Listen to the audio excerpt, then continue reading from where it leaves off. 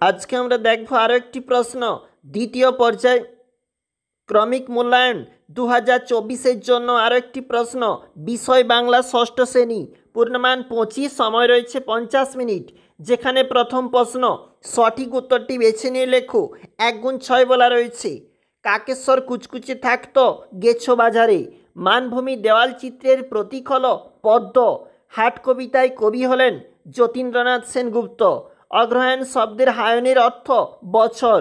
বসুধারা ব্রত পালন করা হয় যে মাসে, তোমরা অবশ্যই লিখবে। ফাঁকি গল্পে বর্ণিত গাছটির নাম আম গাছ। নিচের প্রশ্নের উত্তর দাও। 2 × 5 অর্থাৎ 2 নম্বরের জন্য কোন কোন প্রশ্ন রয়েছে প্রশ্নটাতে দেখে নাও। এছাড়াও চলে যাচ্ছে একটু নিচে, যেখানে প্রশ্নপত্র রয়েছে নিচের প্রশ্নগুলির উত্তর দাও। 2 × 2 দেখো, দুদিনের ঘর বলতে কি বোঝানো হয়েছে, অবশ্যই প্রশ্নগুলো দেখে রাখবে। চলে যাব 4-এর দাগে, কি বলতিছে, যে কোনো একটি বিষয়ে অনুচ্ছেদ রচনা করো। বর্ষণ মুখর বাংলা, মীর মশাররফ হোসেন। অবশ্যই 2টি রচনা দেখে রাখবে। এছাড়াও রয়েছে আমাদের সমচ্চারিত ভিন্নার্থক শব্দ, দিন, দ্বীপ এবং কোমল। দেখো অবশ্যই দেখে রাখবে এ প্রশ্নগুলিও।